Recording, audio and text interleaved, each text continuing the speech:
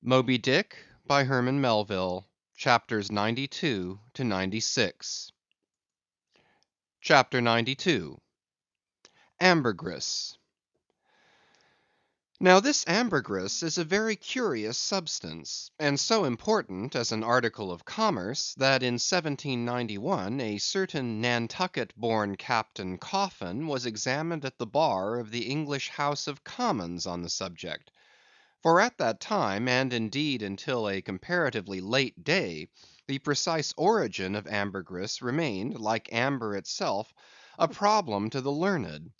Though the word ambergris is but a French compound for grey amber, yet the two substances are quite distinct.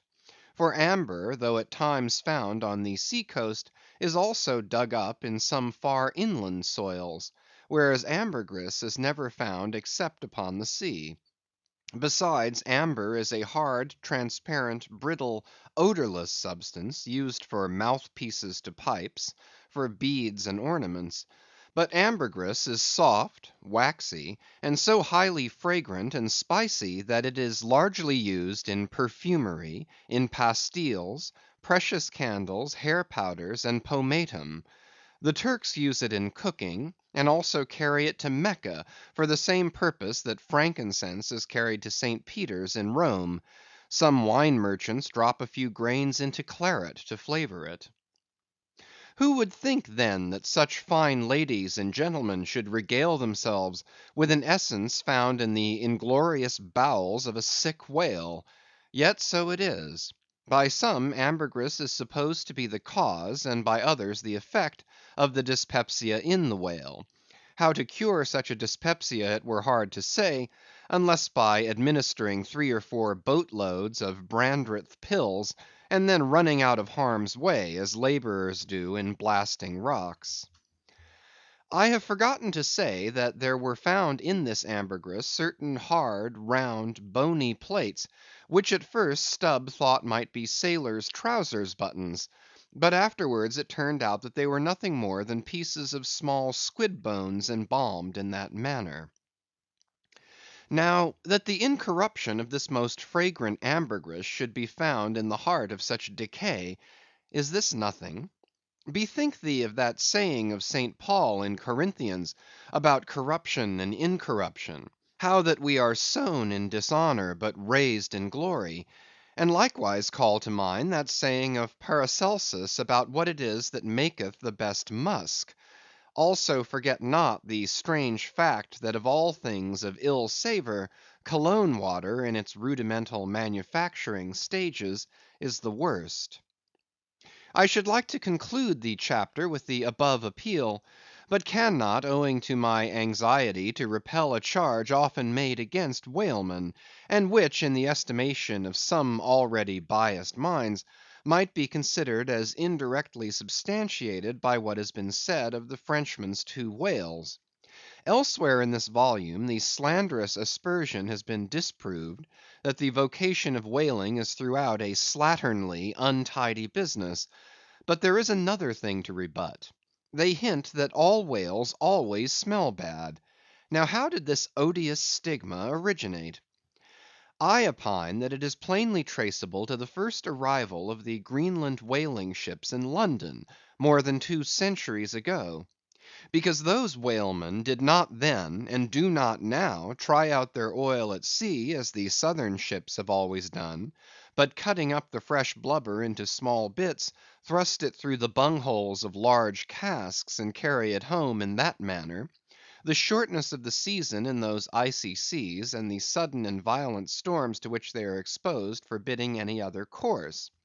The consequence is, that upon breaking into the hold, and unloading one of these whale cemeteries in the Greenland dock, a savor is given forth somewhat similar to that arising from excavating an old city graveyard for the foundations of a lying in hospital. I partly surmise also that this wicked charge against whalers may be likewise imputed to the existence on the coast of Greenland, in former times, of a Dutch village called Schmerenberg or Smeerenberg, which latter name is the one used by the learned Fogo von Slack in his great work on Smells, a text book on that subject. As its name imports, smere, fat, berg, to put up, this village was founded in order to afford a place for the blubber of the Dutch whale fleet to be tried out, without being taken home to Holland for that purpose. It was a collection of furnaces, fat kettles, and oil sheds, and when the works were in full operation certainly gave forth no very pleasant savour. But all this is quite different with a South Sea sperm whaler, which in a voyage of 4 years perhaps, after completely filling her hold with oil, does not perhaps consume 50 days in the business of boiling out; and in the state that it is casked, the oil is nearly scentless. The truth is, that living or dead, if but decently treated, whales as a species are by no means creatures of ill odor; nor can whalemen be recognized as the people of the Middle Ages affected to detect a Jew in the company by the nose. Nor indeed can the whale possibly be otherwise than fragrant, when as a general thing he enjoys such high health, taking abundance of exercise, always out of doors, though it is true seldom in the open air. I say that the motion of a sperm whale's flukes above water dispenses a perfume, as when a musk‐scented lady rustles her dress in a warm parlor. What then shall I liken the sperm whale to for fragrance, considering his magnitude? Must it not be to that famous elephant, with jewelled tusks, and redolent with myrrh, which was led out of an Indian town to do honor to Alexander the Great? CHAPTER 93. The Castaway. It was but some few days after encountering the Frenchman, that a most significant event befell the most insignificant of the Pequod's crew; an event most lamentable, and which ended in providing the sometimes madly merry and predestinated craft with a living and ever accompanying prophecy of whatever shattered sequel might prove her own. Now, in the whale ship it is not every one that goes in the boats. Some few hands are reserved called ship keepers, whose province it is to work the vessel while the boats are pursuing the whale. As a general thing, these ship keepers are as hardy fellows as the men comprising the boat's crew. But if there happens to be an unduly slender, clumsy, or timorous wight in the ship, that wight is certain to be made a ship keeper. It was so in the Pequod with the little negro Pippin by nickname, Pip by abbreviation. Poor Pip! You have heard of him before; you must remember his tambourine on that dramatic midnight, so gloomy jolly. In outer aspect, Pip and Dough Boy made a match, like a black pony and a white one, of equal developments though of dissimilar color, driven in one eccentric span. But while hapless Dough Boy was by nature dull and torpid in his intellects, Pip, though over tender hearted, was at bottom very bright, with that pleasant, genial, jolly brightness peculiar to his tribe; a tribe which ever enjoy all holidays and festivities with finer, freer relish than any other race. For blacks, the year's calendar should show naught but 365 Fourth of Julys and New Year's days. Nor smile so, while I write that this little black was brilliant; for even blackness has its brilliancy; behold yon lustrous ebony, panelled in kings' cabinets. But Pip loved life, and all life's peaceable securities; so that the panic striking business in which he had somehow unaccountably become entrapped, had most sadly blurred his brightness; though, as ere long will be seen, what was thus temporarily subdued in him, in the end was destined to be luridly illuminated by strange wild fires, that fictitiously showed him off to 10 times the natural lustre with which in his native Tolland County in Connecticut he had once enlivened many a fiddler's frolic on the green, and at melodious eventide with his gay ha ha had turned the round horizon into one star‐belled tambourine. So, though in the clear air of day, suspended against a blue‐veined neck, the pure‐watered diamond drop will healthful glow, yet when the cunning jeweller would show you the diamond in its most impressive lustre, he lays it against a gloomy ground, and then lights it up, not by the sun, but by some unnatural gases. Then come out those fiery effulgences, infernally superb. then the evil blazing diamond, once the divinest symbol of the crystal skies, looks like some crown jewel stolen from the king of hell. But let us to the story. It came to pass that in the Ambergris affair, Stubb's after oarsman chanced so to sprain his hand as for a time to become quite maimed, and temporarily Pip was put in his place. The first time Stubb lowered with him, Pip evinced much nervousness, but happily for that time escaped close contact with the whale, and therefore came off not altogether discreditably, though Stubb observing him, took care afterwards to exhort him to cherish his courageousness to the utmost, for he might often find it needful. Now, upon the second lowering, the boat paddled upon the whale, and as the fish received the darted iron, it gave its customary rap, which happened in this instance to be right under poor Pip's seat. The involuntary consternation of the moment caused him to leap, paddle in hand, out of the boat, and in such a way that part of the slack whale line coming against his chest, he breasted it overboard with him, so as to become entangled in it, when at last plumping into the water.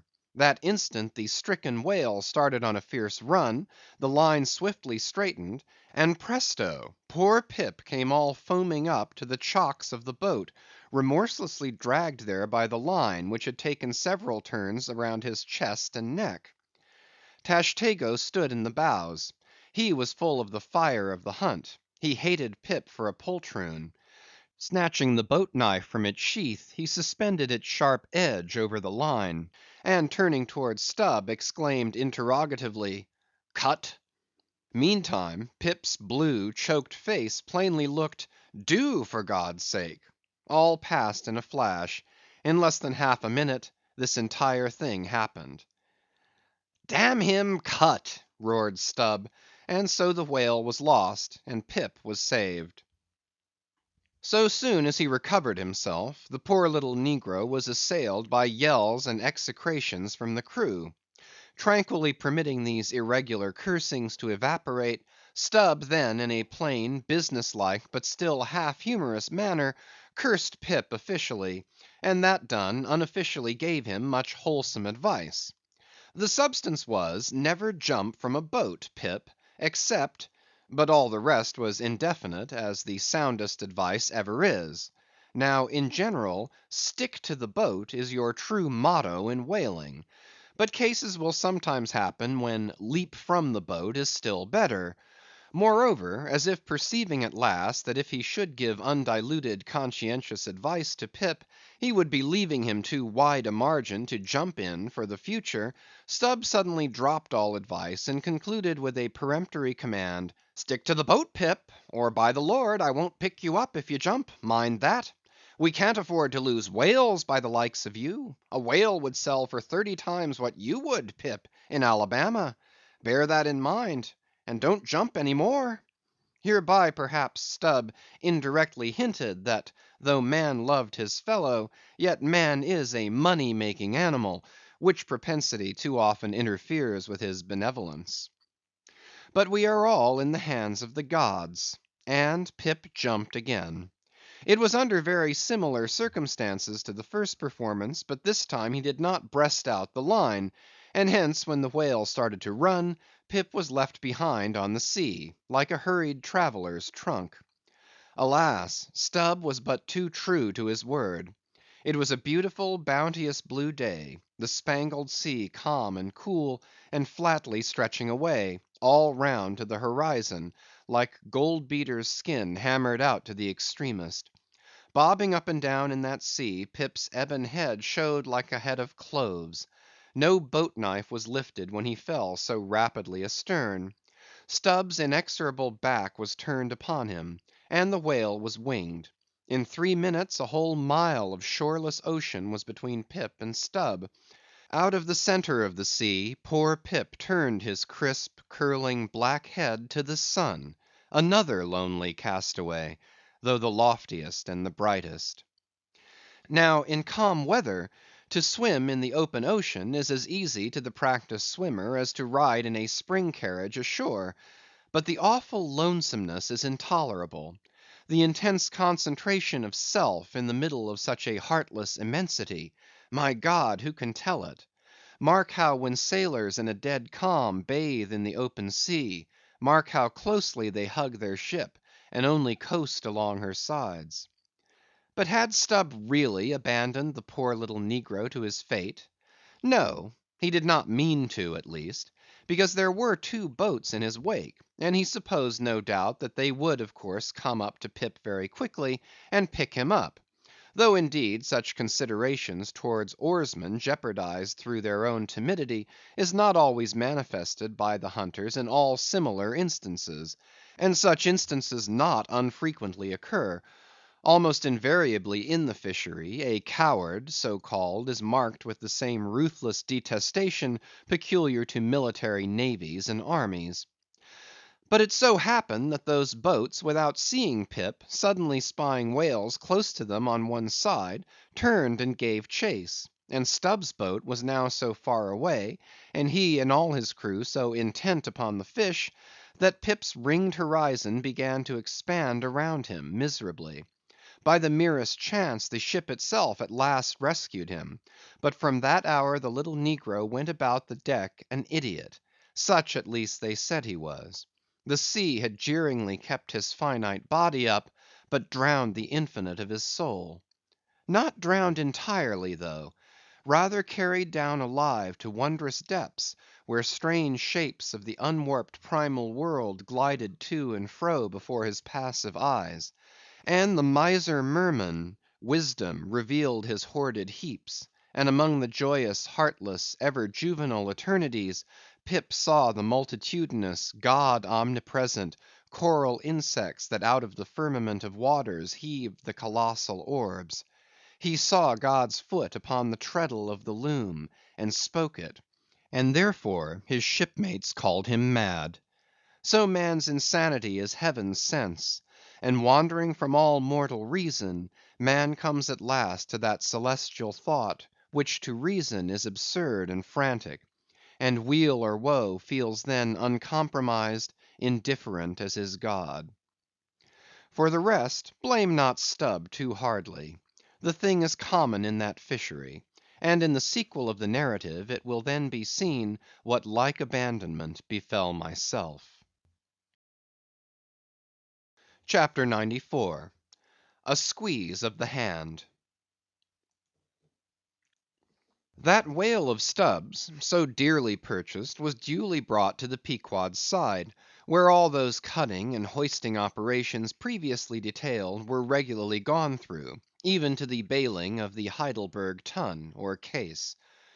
While some were occupied with this latter duty, others were employed in dragging away the larger tubs so soon as filled with the sperm; and when the proper time arrived, this same sperm was carefully manipulated ere going to the try works, of which anon. It had cooled and crystallized to such a degree, that when, with several others, I sat down before a large Constantine's bath of it, I found it strangely concreted into lumps, here and there rolling about in the liquid part. It was our business to squeeze these lumps back into fluid. A sweet and unctuous duty. No wonder that in old times this sperm was such a favorite cosmetic. Such a clearer, such a sweetener, such a softener, such a delicious mollifier. After having my hands in it for only a few minutes, my fingers felt like eels, and began, as it were, to serpentine and spiralize. As I sat there at my ease, cross‐legged on the deck, after the bitter exertion at the windlass, under a blue tranquil sky, the ship under indolent sail, and gliding so serenely along; as I bathed my hands among those soft, gentle globules of infiltrated tissues, woven almost within the hour; as they richly broke to my fingers, and discharged all their opulence, like fully ripe grapes their wine; as I snuffed up that uncontaminated aroma, literally and truly like the smell of spring violets; I declare to you that for the time I lived as in a musky meadow.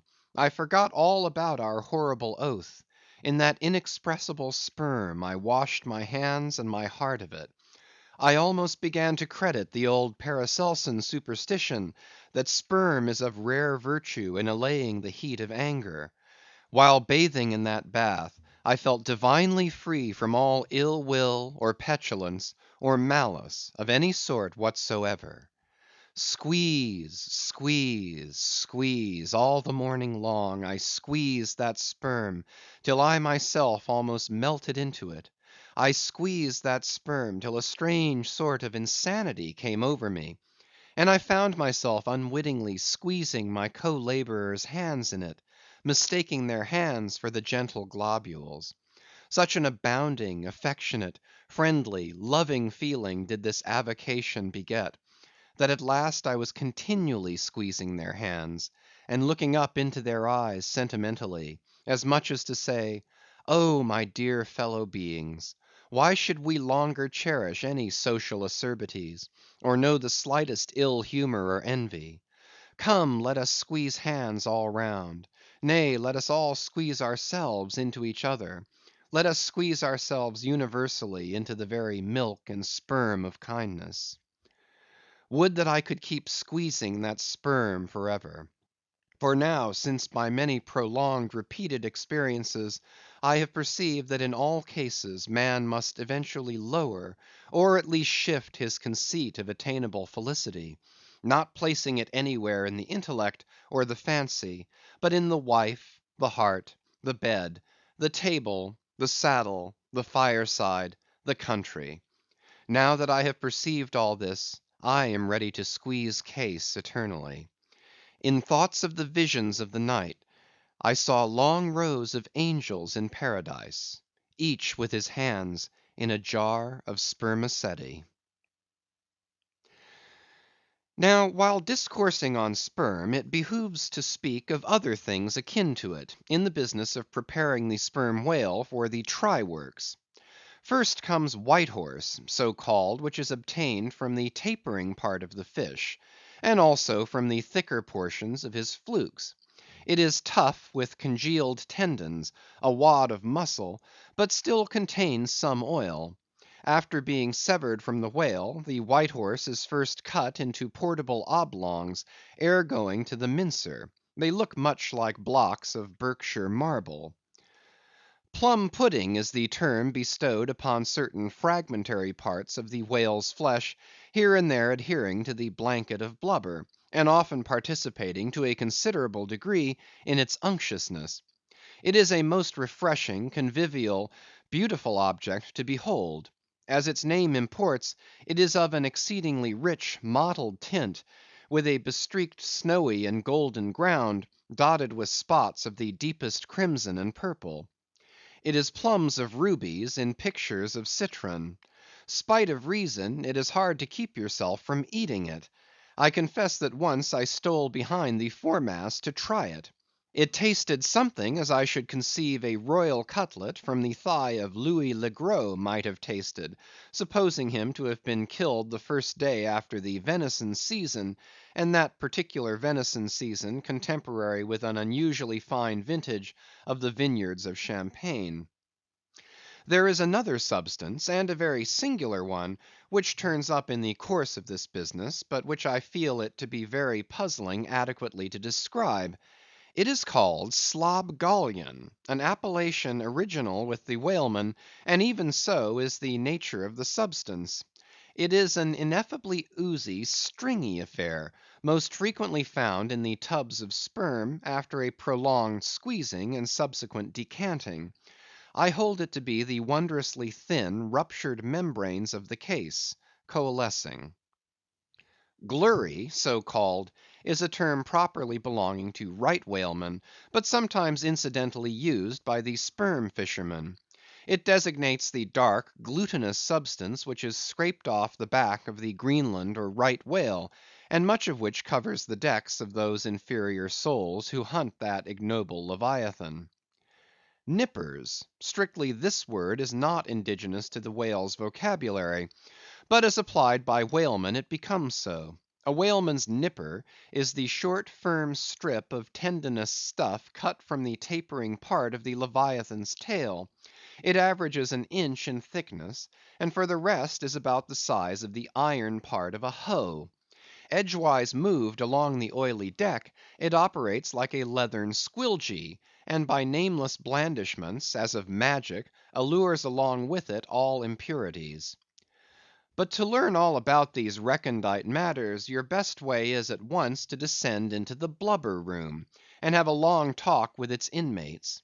This place has previously been mentioned as the receptacle for the blanket pieces when stripped and hoisted from the whale. When the proper time arrives for cutting up its contents, this apartment is a scene of terror to all tyros, especially by night. On one side, lit by a dull lantern, a space has been left clear for the workmen. They generally go in pairs, a pike and gaffman and a spademan. The whaling pike is similar to a frigate's boarding weapon of the same name. The gaff is something like a boat hook. With his gaff, the gaffman hooks on to a sheet of blubber, and strives to hold it from slipping as the ship pitches and lurches about. Meanwhile, the spademan stands on the sheet itself, perpendicularly chopping it into the portable horse pieces. This spade is sharp as hone can make it. The spademan's feet are shoeless; the thing he stands on will sometimes irresistibly slide away from him like a sledge. If he cuts off one of his own toes, or one of his assistants', would you be very much astonished? Toes are scarce among veteran blubber-room men. CHAPTER 95. The Cassock. Had you stepped on board the Pequod at a certain juncture of this post-mortemizing of the whale, and had you strolled forward nigh the windlass, pretty sure am I that you would have scanned with no small curiosity a very strange enigmatical object, which you would have seen there, lying along lengthwise in the lee scuppers. Not the wondrous cistern in the whale's huge head, not the prodigy of his unhinged lower jaw, not the miracle of his symmetrical tail; none of these would so surprise you as half a glimpse of that unaccountable cone, longer than a Kentuckian is tall, nigh a foot in diameter at the base, and jet black as Yojo, the ebony idol of Queequeg. And an idol indeed it is, or rather in old times its likeness was. Such an idol as that found in the secret groves of Queen Maachah in Judea, and for worshipping which King Asa her son did depose her, and destroyed the idol, and burnt it for an abomination at the brook Kedron, as darkly set forth in the 15th chapter of the first book of Kings. Look at the sailor called the mincer, who now comes along, and assisted by two allies, heavily backs the grandissimus, as mariners call it, and with bowed shoulders staggers off with it as if he were a grenadier carrying a dead comrade from the field. Extending it upon the forecastle deck, he now proceeds cylindrically to remove its dark pelt, as an African hunter the pelt of a boa. This done, he turns the pelt inside out, like a pantaloon leg, gives it a good stretching so as almost to double its diameter, and at last hangs it, well spread, to the rigging to dry. Ere long it is taken down, when removing some 3 feet of it towards the pointed extremity, and then cutting 2 slits for arm holes at the other end, he lengthwise slips himself bodily into it. The mincer now stands before you invested in the full canonicals of his calling. Immemorial to all his order, this investiture alone will adequately protect him while employed in the peculiar functions of his office. That office consists in mincing the horse pieces of blubber for the pots; an operation which is conducted at a curious wooden horse, planted endwise against the bulwarks, and with a capacious tub beneath it, into which the minced pieces drop, fast as the sheets from a rapt orator's desk. Arrayed in decent black, occupying a conspicuous pulpit, intent on Bible leaves, what a candidate for an archbishopric, what a lad for a pope, were this mincer! Footnote: Bible leaves! Bible leaves! This is the invariable cry from the mates to the mincer. It enjoins him to be careful and cut his work into as thin slices as possible, inasmuch as, by so doing, the business of boiling out the oil is much accelerated, and its quantity considerably increased, besides perhaps improving it in quality. CHAPTER 96. The Try Works. Besides her hoisted boats, an American whaler is outwardly distinguished by her try works. She presents the curious anomaly of the most solid masonry joining with oak and hemp in constituting the completed ship. It is as if from the open field a brick kiln were transported to her planks. The try works are planted between the foremast and the mainmast, the most roomy part of the deck. The timbers beneath are of a peculiar strength, fitted to sustain the weight of an almost solid mass of brick and mortar some 10 feet by 8 square, and 5 in height. The foundation does not penetrate the deck, but the masonry is firmly secured to the surface by ponderous knees of iron bracing it on all sides, and screwing it down to the timbers. On the flanks it is cased with wood, and at top completely covered by a large sloping battened hatchway. Removing this hatch, we expose the great try pots, 2 in number, and each of several barrels' capacity. When not in use, they are kept remarkably clean. Sometimes they are polished with soapstone and sand, till they shine within like silver punch bowls. During the night watches, some cynical old sailors will crawl into them, and coil themselves away there for a nap. While employed in polishing them, one man in each pot, side by side, many confidential communications are carried on over the iron lips. It is a place also for profound mathematical meditation. It was in the left-hand trypot of the Pequod, with the soapstone diligently circling round me, that I was first indirectly struck by the remarkable fact, that in geometry all bodies gliding along the cycloid, my soapstone for example, will descend from any point in precisely the same time. Removing the fireboard from the front of the try works, the bare masonry of that side is exposed, penetrated by the 2 iron mouths of the furnaces, directly underneath the pots. These mouths are fitted with heavy doors of iron. The intense heat of the fire is prevented from communicating itself to the deck by means of a shallow reservoir extending under the entire enclosed surface of the works. By a tunnel inserted at the rear, this reservoir is kept replenished with water as fast as it evaporates. There are no external chimneys, they open direct from the rear wall. And here let us go back for a moment. It was about 9 o'clock at night that the Pequod's try works were first started on this present voyage. It belonged to Stubb to oversee the business. "All ready there? Off hatch then, and start her. You cook, fire the works." This was an easy thing, for the carpenter had been thrusting his shavings into the furnace throughout the passage. Here be it said, that in a whaling voyage the first fire in the try works has to be fed for a time with wood. After that no wood is used, except as a means of quick ignition to the staple fuel.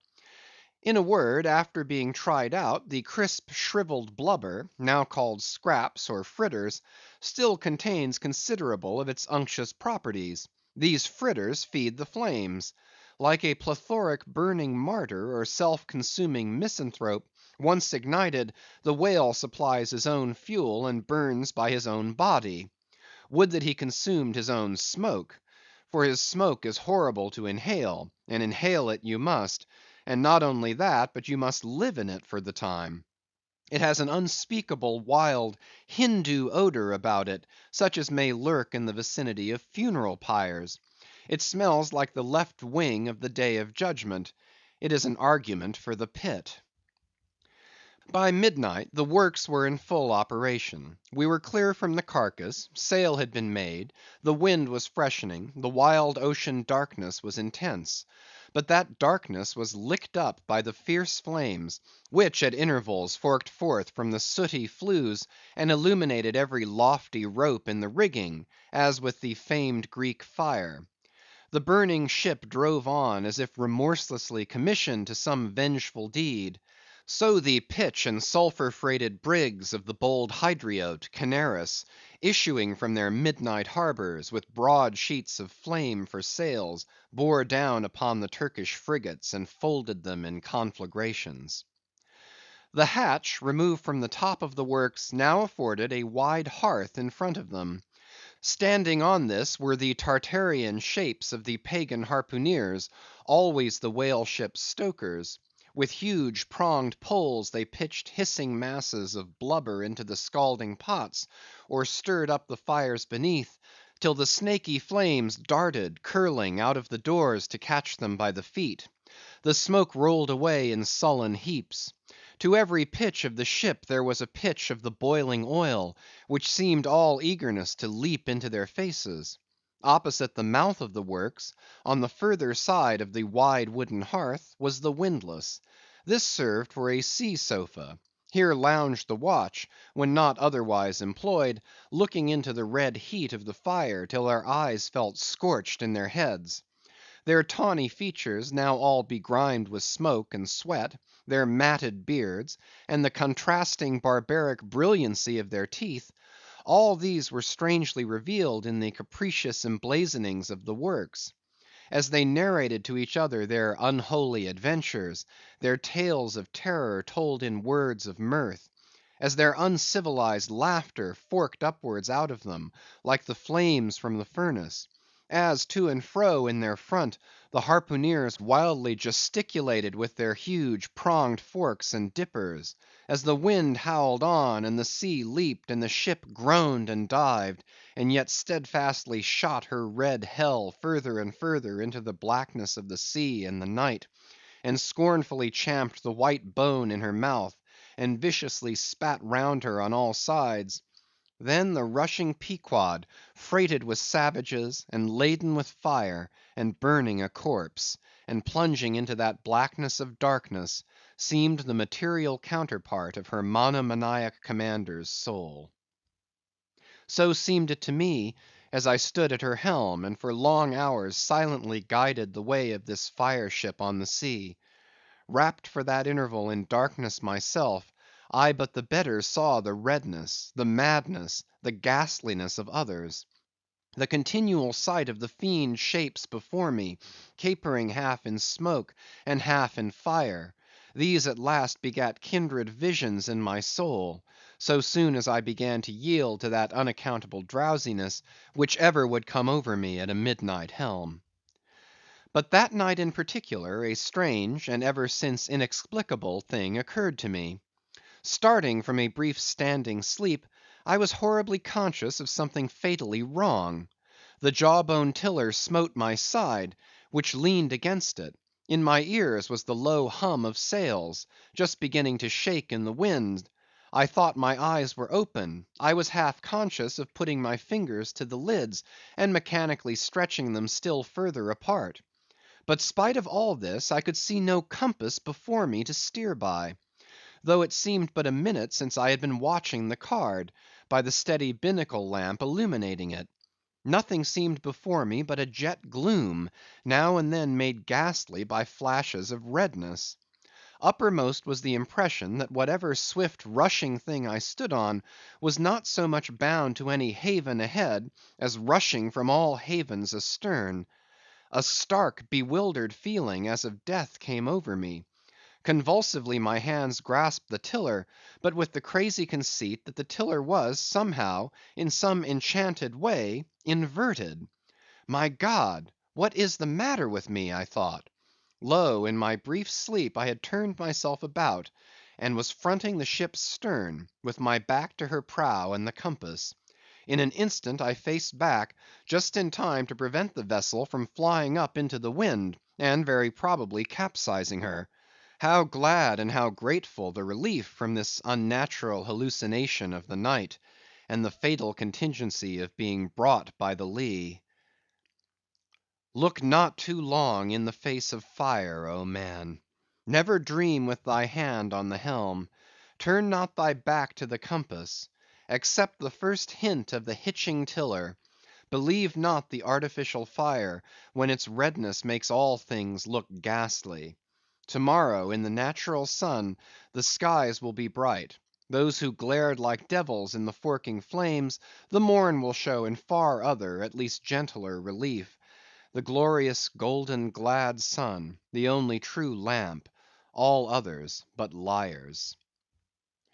Nevertheless, the sun hides not Virginia's dismal swamp, nor Rome's accursed Campagna, nor wide Sahara, nor all the millions of miles of deserts and of griefs beneath the moon.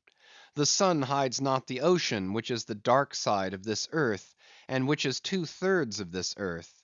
So, therefore, that mortal man who hath more of joy than sorrow in him, that mortal man cannot be true; not true, or undeveloped. With books the same; the truest of all men was the man of sorrows, and the truest of all books is Solomon's, and Ecclesiastes is the fine hammered steel of woe. All is vanity, all. This wilful world hath not got hold of unchristian Solomon's wisdom yet. But he who dodges hospitals and jails, and walks fast crossing graveyards, and would rather talk of operas than hell; calls Cowper, Young, Pascal, Rousseau, poor devils all of sick men; and throughout a carefree lifetime swears by Rabelais as passing wise, and therefore jolly; not that man is fitted to sit down on tombstones, and break the green damp mould with unfathomably wondrous Solomon. But even Solomon, he says, the man that wandereth out of the way of understanding shall remain (i.e., even while living) in the congregation of the dead. Give not thyself up then to fire, lest it invert thee, deaden thee, as for the time it did me. There is a wisdom that is woe, but there is a woe that is madness. And there is a Catskill eagle in some souls that can alike dive down into the blackest gorges, and soar out of them again, and become invisible in the sunny spaces. And even if he for ever flies within the gorge, that gorge is in the mountains; so that even in his lowest swoop, the mountain eagle is still higher than other birds upon the plain, even though they soar. End of Chapters 92 to 96